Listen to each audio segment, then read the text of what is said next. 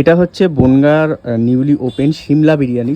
তো এই হচ্ছে দেখতে পাচ্ছ ভাই সাব, কালারটা তো বেশ ভালোই লাগছে ওপরে, কিন্তু দেখতে পাচ্ছ সাদা সাদা হালকা যেরকম কালার হয়, হালকা ব্রাউন হালকা সাদা, ঠিক আছে, একদম টিপিক্যাল কলকাতা স্টাইলের লাগছে। আর রাইসের কোয়ান্টিটি কিন্তু বেশ, শুরুতেই ঘিয়ের অ্যারোমা পাওয়া যাচ্ছে, ঠিক আছে, হালকা ঘিয়ের অ্যারোমা ফ্রেগ্রেন্স পাওয়া যাচ্ছে।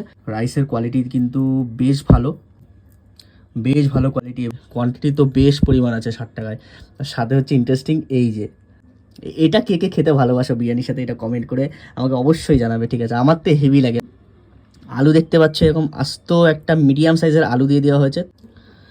আলুটা শক্ত আছে, না না না না, আলুটা কিন্তু আমি স্যাটিসফাইড না আলুটা দেখে।